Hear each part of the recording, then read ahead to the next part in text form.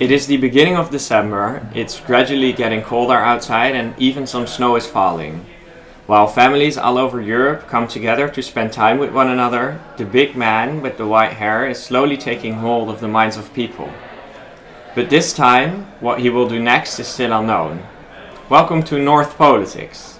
In this episode, we will talk about the influence of Europe's most important figure this December, Geert Wilders.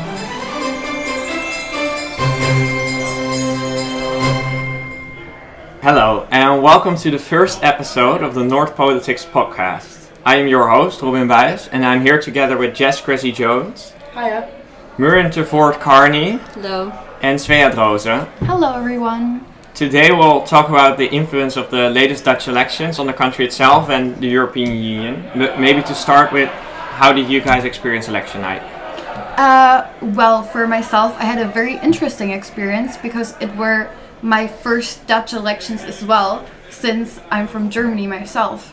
And we organized an event for students to watch the polls come out together. And then we also had experts there that kind of introduced us to the topic and then also reacted to the exit polls itself. And it was actually quite interesting because no one expected the results to the extent they came out in. And everyone was actually quite shocked and saddened by the results. Yeah, it was also my first Dutch elections experience as also a non-national, and yeah, I watched it in just in my kitchen with my roommate. She translated the speeches from the leaders as they came out, and yeah, we just watched it, had a discussion about it, and yeah, found it interesting. As a Dutch person and voter myself, it obviously also came as a huge shock, and there's an element of shame attached to the fact that this is what my country voted for. To see Geert Wilders come out on top, not just everyone that was surprised, including himself, he was even surprised. Yeah. I personally, yeah, it was insane to watch him. I'm not a fan, but I think he poses quite a threat to our society, and maybe even shows that the shock shows that to a large extent we don't even know the problems that people are facing. No, exactly. You're very right. And there are reasons for why he was voted for. So now it's for everyone time to dissect why it happened and maybe going forward working on this and doing it better. I think it also reflects how, to a certain extent, we can spend a lot of time in a politics bubble. We study it, we spend a lot of time with other people who are also very engaged with the field and very knowledgeable about everything. Yeah. But I think that it becomes hard to then not always just think about what you think is going to happen from purely what you think would happen in this type of country for this reason, and that actually the everyday voter might just not, will be coming from a completely a non-political perspective and looking what is best for them, and that can create outcomes that maybe from a political point of view, if you read a manifesto, you think, oh, that's it creates an outcome such as this that maybe is surprising to people in the politics sphere, but not when you look at the general population. Yeah, because maybe to start with, we can kind of do a recap of the election result itself, just for people that are not very much aware of what exactly happened. I think, if I feel the general atmosphere, the biggest surprise of the evening was the PVV of Geert Wilders. Yeah. Also the content of this podcast, obviously. Yeah. But he had a massive win in Parliament. He went from 17 to 37 seats, and became the largest party, and might end up as Prime Minister. And I think something else that we saw that was quite interesting is that the parties that have formed the government beforehand, so namely the VVD, CDA, D66 and ChristenUnie, they all lost. And VVD, for example, lost quite big, went from 34 to 24 seats, D66 as well, 24 seats to 9 seats even. And also the ChristenUnie and the CDA lost massively. And I think that shows that people are done with a certain kind of politics, and that there also might be a sense of general discomfort with how politics in the Netherlands has been going classic last year. radicalization. I think, I think as well, like from a British perspective, we see this quite a lot with you swing back and forth between Conservative and Labour. Like, I mean, that's two-party political theory, what it creates. But I think it's interesting that, to see in this respect having an incumbent government for 10 plus years, and then having seeing such a radical shift in another direction is, to me, it's not so shocking in a way, because that's I get that, but in a PR system, I guess it is a bit more shocking. Or maybe it's also more unexpected in such a fragmented political spectrum. And it's not predictable who will, who could have taken over from the BBD. I mean, could it have been GroenLinks and PVD? Yeah. In one situation, yeah, it could have been.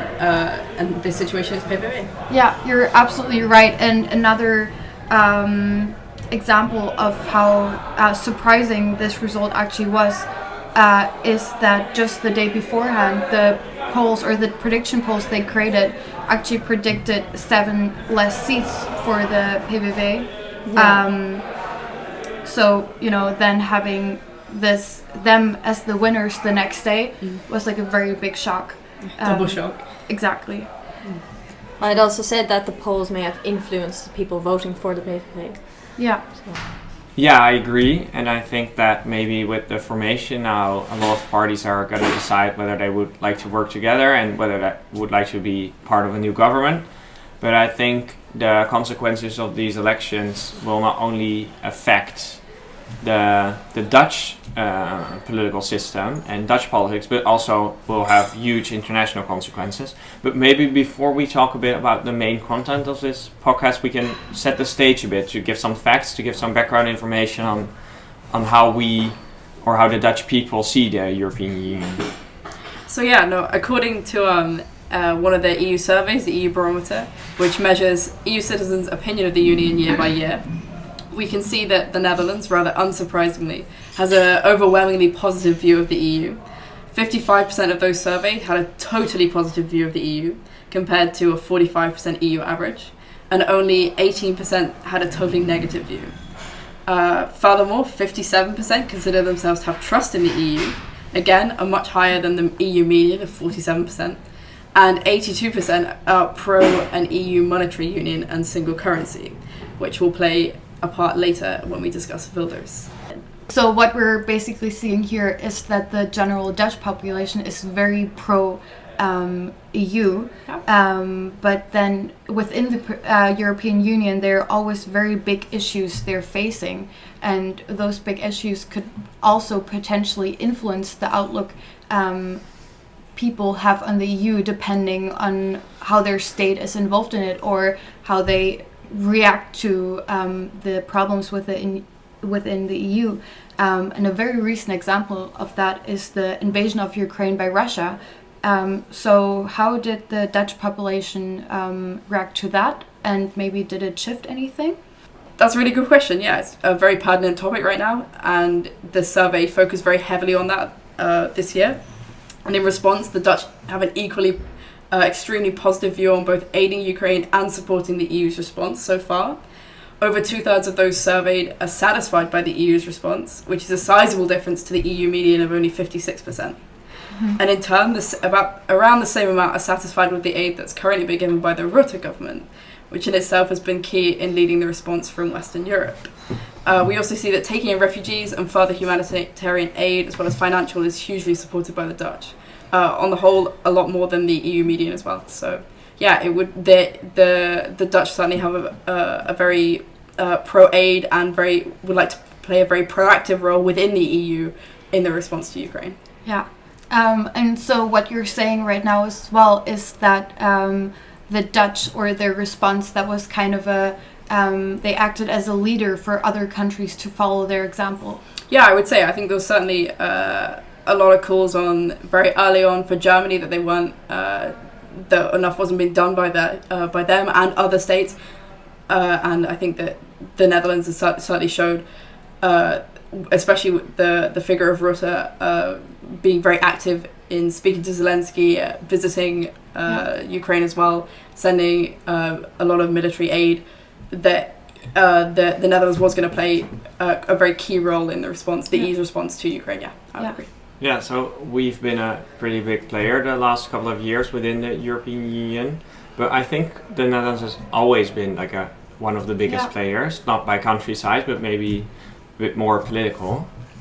Yeah, of course. The Netherlands was one of the original founding fathers, setting up the European Coal and Steel Community in 1952. It has had a fairly stable position since then, and traditionally very pro-European, as Jess has said. And we've seen they enjoy long-standing popular support of the process of European integration over the decades. And do you think that changed the last couple of years? Well, what we have seen a shift is on the national political spectrum. So the collapse of the system of pillarization, which was very prominent early on in the 20th century, where people adhere to either their religious or political parties very religiously, actually. And after this, we saw the emergence of new parties and what we call floating voters. So voters that would shift with every election, and it would be kind of unpredictable where the country would go. Particularly around the 1980s, we see a decline in political participation and interest in politics. So European integration was not always the most important aspect for voters, and gradually across all Europe, following the development of Euroscepticism, sometimes European integration came to be viewed in certain circles as expensive and Brussels taking over and our sovereignty disappearing in some way. So at the moment, what position does the Netherlands take in the EU? Well, even though we are quite a small country, the Netherlands has a large economy, and in Rotterdam we also have a very large port. Transnational thinking is and always has been an extremely important part in Dutch business. And the development of the EU and especially the introduction of the euro are important factors in that. In Brussels, the Netherlands is known for, in a sense, punching above our weight on the international level, weighing in on a wide range of policy files, specifically fiscal policy, more recently migration. Our Prime Minister, which might change in the next few years, we'll see, Mark Rutte, as the second longest serving European Union leader, has shown that a small country can play a big role in Europe.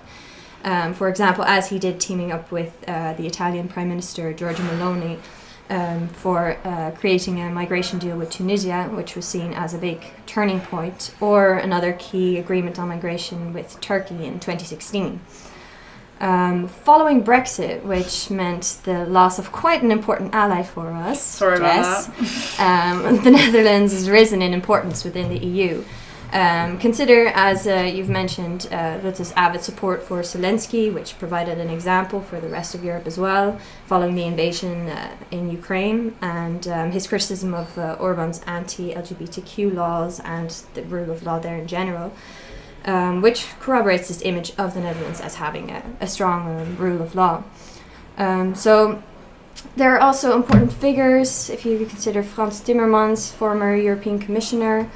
So I would say you should not underestimate the role that we play. But I suppose with the recent election results, the position of our country, usually viewed as tolerant and well-functioning, it might change, and whether that is for the worse or the better, we'll have to see. Yeah, because Mark Rutte played quite a prominent role in the EU last year, but we'll definitely get a new Prime Minister. The Netherlands will definitely get a new Prime Minister because he will leave, but will also change our position within the EU. But also because his party, the VVD, is maybe not the biggest party anymore, and the PVV holds very different standpoints regarding the EU than the last government or the current government still does. Jess, maybe can you tell us a bit about what Wilders is thinking about the EU? Yeah, so Wilders has been a pretty big figure in the kind of Eurosceptics, bloc in Europe for well over 10 years now. The first sort of indication and major political move towards Euroscepticism from him was in 2012 and the 2012 elections, which his big manifesto slogan, Hun Brussel ons Nederland.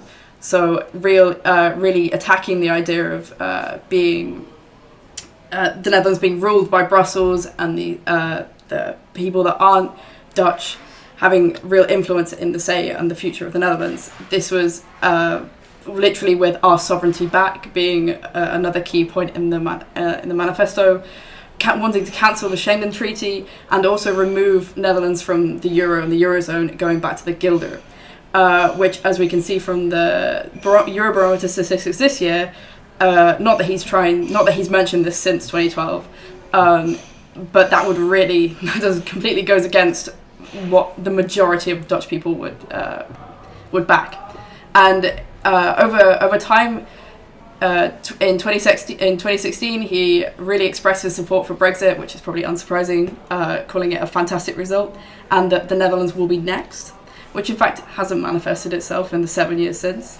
The 2017 elections did touch on Brexit a little bit, but it certainly had taken a lot more of a back seat in the manifesto itself, focusing more on immigration and Islam, which has certainly recurred again in this manifesto.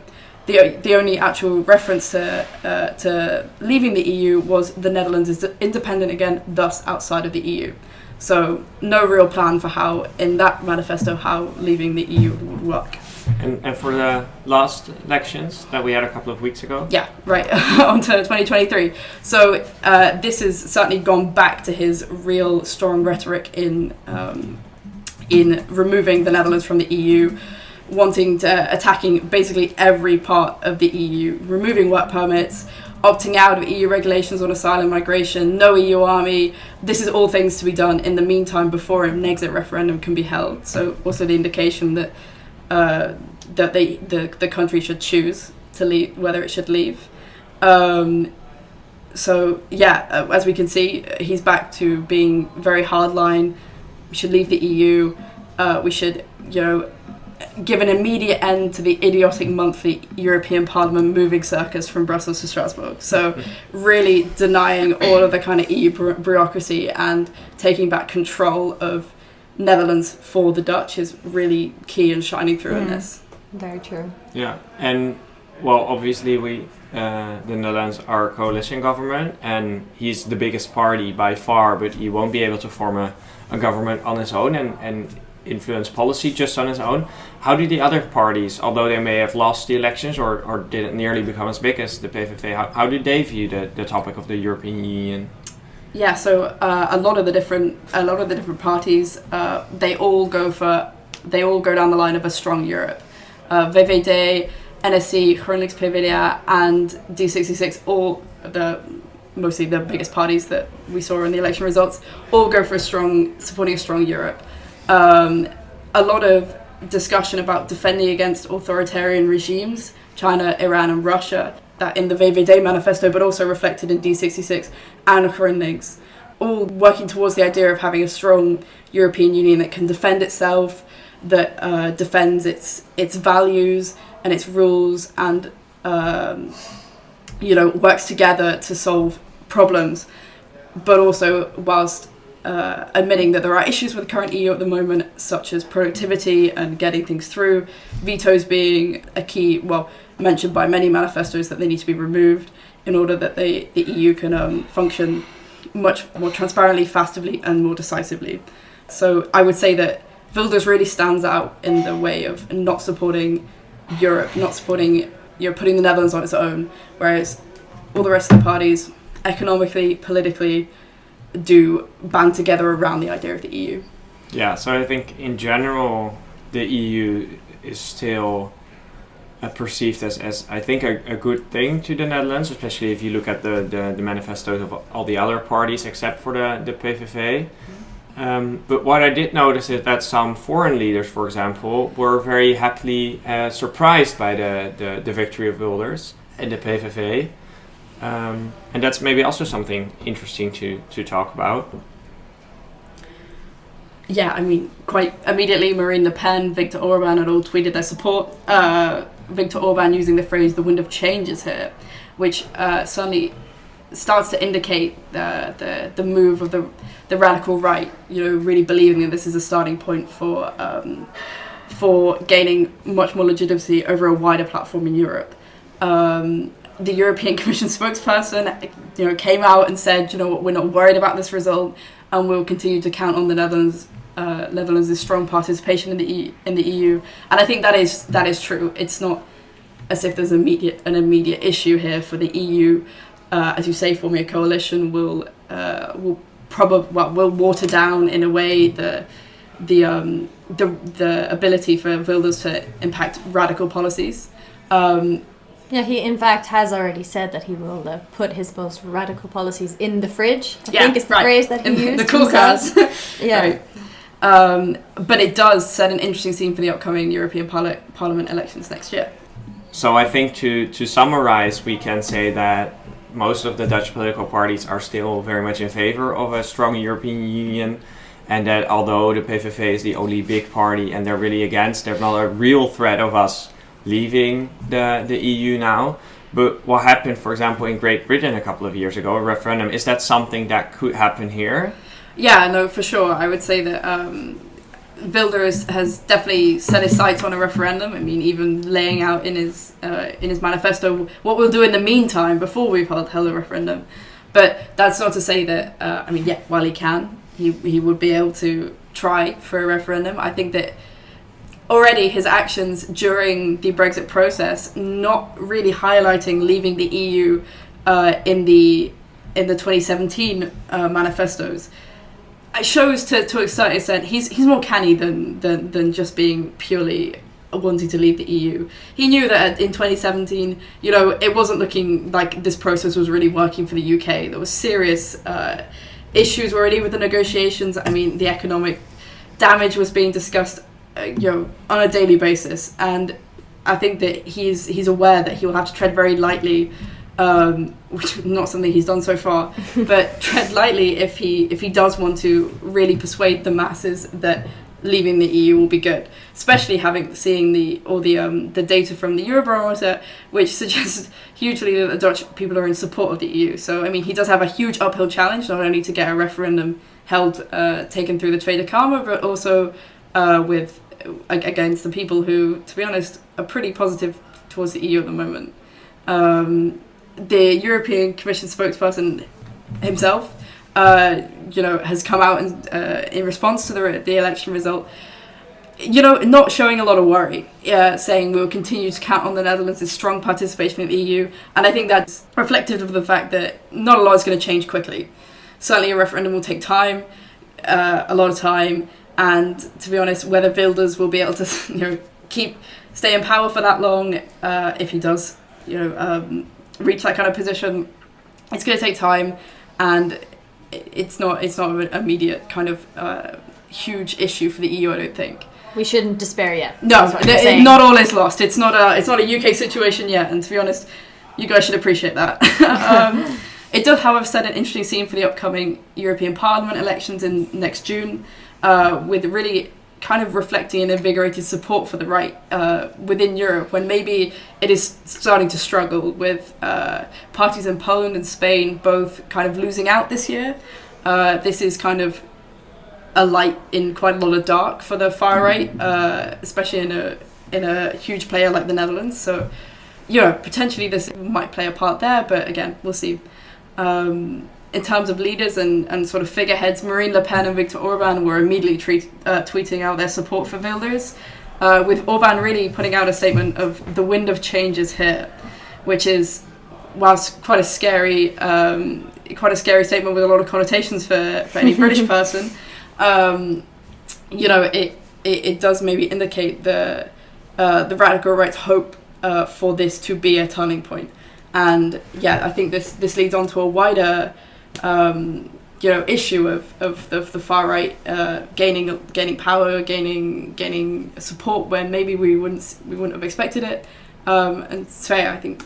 Yeah, indeed. Well, it was very interesting that you were speaking of there maybe being a bit of light in the dark for the upcoming European Parliament elections next year. But what we've also been seeing, that people are actually thinking that it's getting darker in the European Union, and that I think that's also kind of a common feeling a lot of people share, because what we're seeing right now with all these elections that turn out more and more nationalist governments.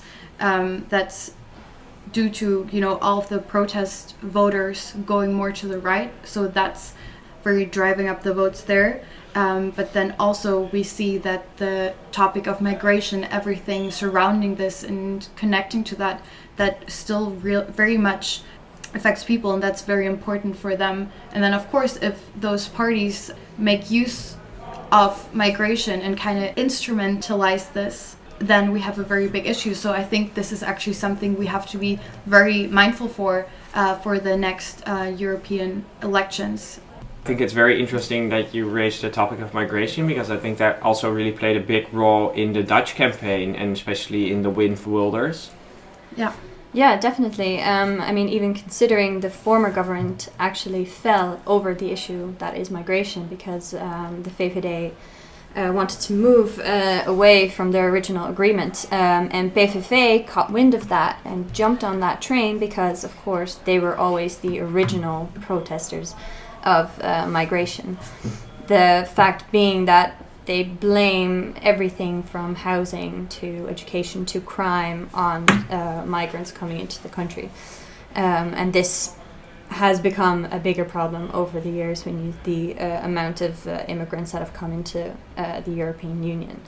I suppose the danger with this protest vote is that it will no longer be a protest vote, but it'll be a vote that actually latches on to the permanent right-wing government that will try and keep out any migrants everywhere. And I suppose this is not only happening in the Netherlands, this is also happening in other national levels. Yeah, for sure. I think a lot of nations within Europe are now seeing the results that have come out from the Dutch elections and are questioning themselves, oh, maybe should we try to shift our focus that we right now have in politics to not repeat what has happened in the Netherlands. But for example, what we saw from reactions within Germany, they're really seeing this as a warning to their own politics and what they're right now putting their main focus on. Because also in Germany, in state elections, we have last seen a huge shift to the right, with people voting the rightmost party in the German parliament. And so now politicians are coming out and saying that they have to rethink their focus. Otherwise, the right-wing populists will also be winners in our national elections in the end. I think that's a very interesting point, and maybe adding on to what Jess already talked about especially Marine Le Pen and Viktor Orban being the ones that were very happy with the win of Wilders. But do you think we could say that there's a rise of the far right within Europe, and this is one of the indicators of that?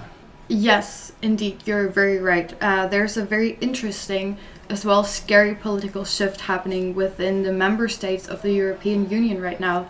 But the rise of the far right in Europe is not only a recent phenomena, but it has rather started over a decade ago. And even if it wasn't as noticeable to people back then, it definitely is now with, you know, most recently the Dutch elections that we're discussing here today.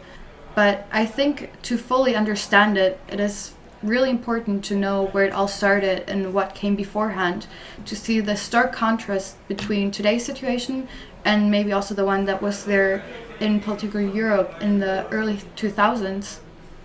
And a very interesting example for that is what happened during the presidential elections in France in 2002, where the right-wing candidate Jean-Marie Le Pen came second, which first of all, it was a huge shock. And during the lead up to the elections, the then standing president, Jacques Chirac, refused to debate with him because the Le Pen's politics and his beliefs were so despised and abnormal. I think that's been, you know, the idea of not engaging with the far right. That's been a real issue in Germany with AfD. Yeah, and well, thank you for raising that point, because that's actually very true. In Germany, we still see like other political parties refusing to interact with the AfD, which is the most right-wing party within our parliament, which is maybe through smaller acts by like not shaking their hands, but also straight up saying that they would refuse to go into coalitions with them. Would it be like on a like city council level or also on a national level? But then as we saw now, within the Netherlands, it's totally different, and apparently parties also backtrack on what they said before, right? Well, I suppose the PVV, in his own words, in Geert Wilders' words, is too big to ignore now, and it will no longer hold to just shut them out, because a part of the population has shown that they support his policies. I think it's a moment for self-reflection for all the countries to see what brought about the problems that pushes people towards these far-right populist parties. I think that was an interesting point that was raised after the Brexit referendum, was that the EU should self-reflect on what the idea of a member state leaving actually would mean in this respect. And I think that it's interesting that now Wilders has been able to succeed in a country that is so pro-EU, whether that shows that the reflection that has happened since is maybe not, the EU hasn't responded well enough to show its people that it is worth its time, whether that is indicative of that, or whether simply Wilders is going out on a limb here, maybe. Yeah, I think that's very interesting, and we've now explored a bit on the rise of radical right parties in the European Union as a whole, and I think we established the need for evaluating what voters actually want from specific parties. And I think what's also very interesting to mention, and maybe to tie it up and to bring it back to the Dutch elections, is that there will be a process of government formation in the next couple of months where we will see what kind of parties will do concessions on specific topics. And we don't necessarily know why people voted for specific parties, so we don't also know why people voted for the PVV. Maybe they did it because it's a Eurosceptic party, but it might very well be something else, that it's about the poverty, or that they're just generally disappointed with other parties and it's more of a protest vote. And I think what will be very interesting to see play out in the upcoming months, not only in the Dutch coalition formation and also working towards the European elections in June, is that people will have to develop some kind of opinion of their own about the European Union, and then let parties know how they feel about it. And then parties can decide whether they would like to campaign on a stronger EU policy or go a bit more against the EU. But I think it's very interesting that we realize that parties will need to understand a bit more about their electorate as well on the European Union opinions in the Netherlands now with the upcoming months, but also in general. I think there'll definitely be it will be interesting to see whether there are spillover effects from these national results to EU Parliament results, to whether this really starts to make itself known that citizens within the EU are in fact not happy with it. But I think that's a very good point, and it will be very interesting to see how this will play out in the coming months, and how a pro-European country that the Netherlands basically is will go through a process where a party that's very anti-EU establishment will play out. And to sum it all up, I think the outcome of the Dutch elections and what will happen this December will be extremely important for the European Union as a whole and the future of the European Union, because no one knows what will happen. And I think that's very symbolic of the time of the year that we're in with Christmas. The European Union just doesn't know what awaits them under the Christmas tree.